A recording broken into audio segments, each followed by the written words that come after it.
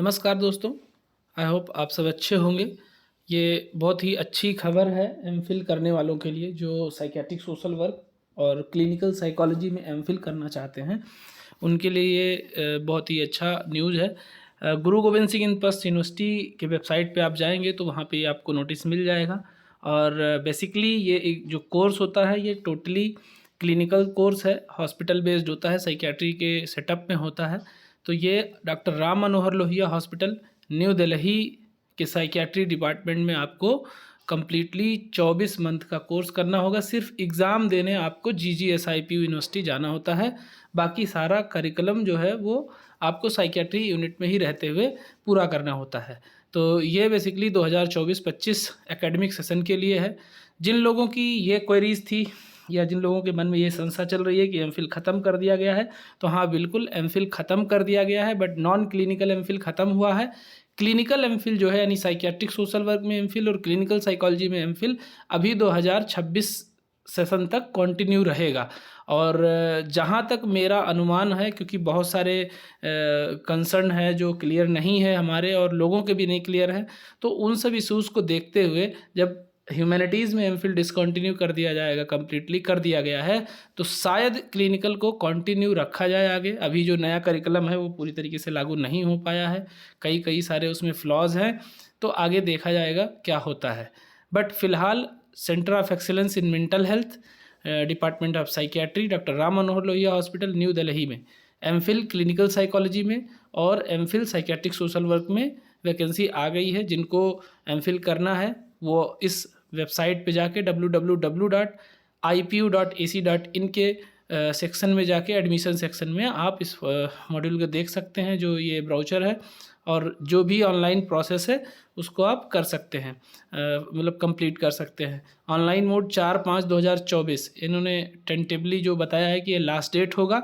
और date of entrance test होगा, जो कॉमन एंट्रेंस टेस्ट जिसको CET बोलते हैं, वो 15 मई 2024 को टेंटेटिवली रखा गया है, यानी ये अभी अनुमानित है, इसमें आगे पीछे हो सकता है।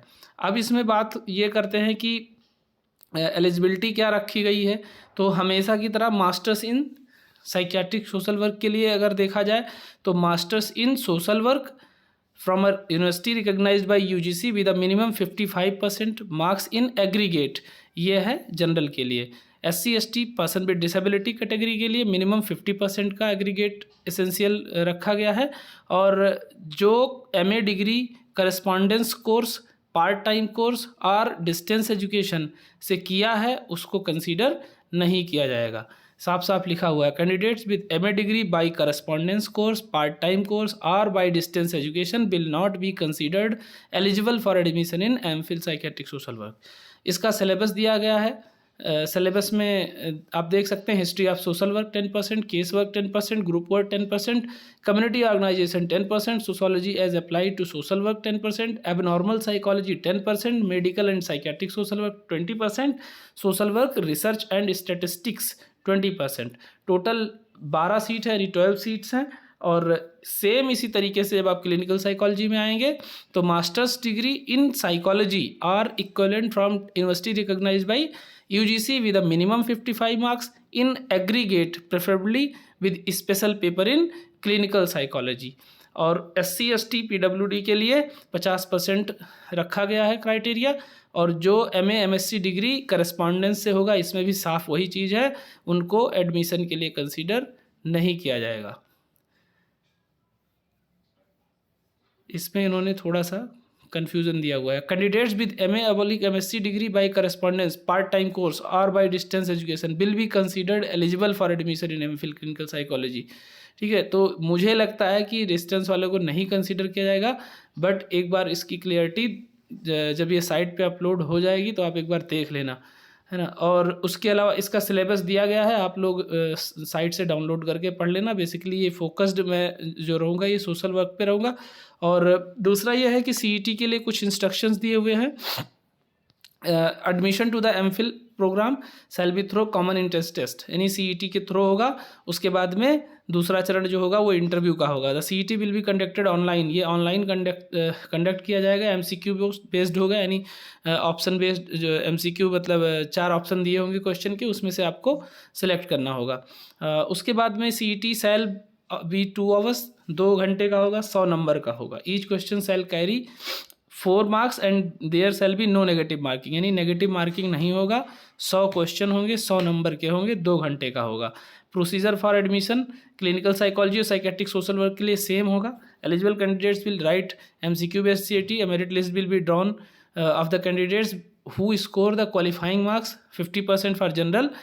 जनरल के लिए 50% रखा गया। अगर 50% मार्क्स नहीं ला पाते हो तो डिस्क्वालीफाई हो जाओगे, आपको इंटरव्यू के लिए नहीं बुलाया जाएगा।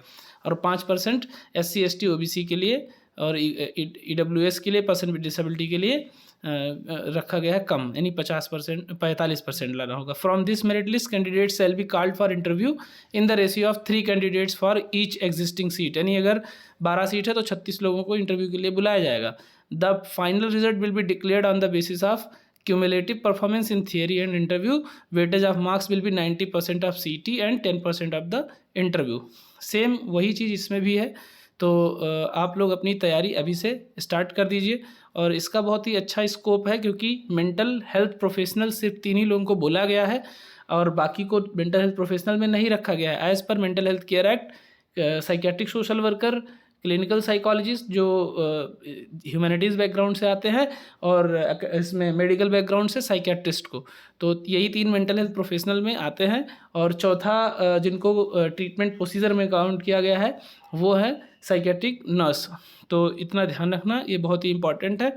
बाकी इसमें और जो छोटे छोटे इन्फॉर्मेशन हैं आपको इम्पॉर्टेंट लगते हैं तो आप इससे जाके देख सकते हैं। पेपर पूरा इंग्लिश में होगा, हिंदी में नहीं होगा। और उसके अलावा आपको अगर इसमें एडमिशन लेते हैं तो ये 24 मंथ्स का कोर्स होगा। और जैसे MD करते हैं, कंटिन्यू ड्यूटी करना होगा आपको। OPD और IPD केसेस देखने होंगे। साथ साथ आपके रिसर्च के जितने भी काम होते हैं, आपको डेटा कलेक्शन करना और ये सब, उसके साथ साथ आपको अपनी ड्यूटी करनी होगी। आपको यहाँ पे जो अभी तक रहा है वो 8,000 रुपये स्टाइपेंड रहा है नॉन JRF को। अगर JRF है तो आपको JRF का स्कॉलरशिप मिलेगा, और JRF नहीं है, नेट भी नहीं है, तो आपको 8,000 फिर भी मिलेगा। और बाकी की चीज़ों को लेके अगर किसी को कोई कन्फ्यूज़न है तो आप मुझसे पूछ सकते हैं। 5/4/2024 इन्होंने start date for receipt of application, यानी ऑनलाइन मोड में स्टार्ट हो गया है। और लास्ट डेट जो है वो है 4/5/2024। ठीक है, 1 महीने का पूरा इन्होंने टाइम दिया है। डेट ऑफ इंट्रेंस टेस्ट है वो 15 मई 2024 है। और इसके बाद में ट्यूशन फ़ी जो पर एनम है एज़ पर गवर्नमेंट नोटिफिकेशन वो 25,000 है। और alumni contribution fund 1 time payment है 2,000। और सिक्योरिटी जो आपका 10,000 जमा होगा, यानी ये रिफंडेबल होगा। जब आपका कोर्स कंप्लीट हो जाएगा, आप पास हो जाओगे, तो ये आपको रिफंड कर दिया जाएगा। और जो एग्ज़ामिनेशन फ़ीस है वो 3,000 रुपये है पर स्टूडेंट पर एनम। ठीक है, बाकी चीज़ें इसमें डिटेल में लिखी गई हैं। तो इस तरीके से मेजर इन्फॉर्मेशन हमने आपको बता दिया है। अगर किसी को और कोई क्वेरी है तो आप मुझे डिस्क्रिप्शन में लिंक दिया गया है, उस पर ज्वाइन होकर आप उससे पूछ सकते हैं। और अगर बीच में आप कोर्स छोड़ते हैं, एक इन्फॉर्मेशन रह गया, तो आपको एक बॉन्ड पे साइन करना होता है। जितना आप स्टाइपेंड लिए होगे उसमें ब्याज समेत आपको वापस करना पड़ता है। तो बेसिकली आपको बताने के पीछे सिर्फ यही है कि अगर आप इसमें जाएंगे तो थोड़ा सा आपको टॉर्चरिंग लगेगा, क्योंकि सारे मेडिकल टर्म्स आपको समझ में नहीं आएंगे स्टार्टिंग में, बट धीरे धीरे समझ में आ जाता है। तो ऐसे कंडीशन में लोगों को प्रॉब्लम होती है। तो इसलिए आप लोग पहले से ही अपने आप को स्ट्रॉन्ग बना के चलना और एडमिशन लीजिए। किसी को कोई क्वेरी होगा स्पेशली सोशल वर्क के लिए तो आप मुझे मैसेज कर सकते हैं, कमेंट बॉक्स पे भी कमेंट कर सकते हैं। और ये इन्फॉर्मेशन ज़्यादा से ज़्यादा लोगों को शेयर कीजिए, और जिससे अधिक से अधिक लोग तक पहुंच पाए ये इम्पॉर्टेंट इन्फॉर्मेशन। और एडमिशन लेने से संबंधित अगर कोई कन्फ्यूज़न होगा तो आप डायरेक्ट पूछ सकते हैं। मिलते हैं फिर नेक्स्ट वीडियो में। Thank you.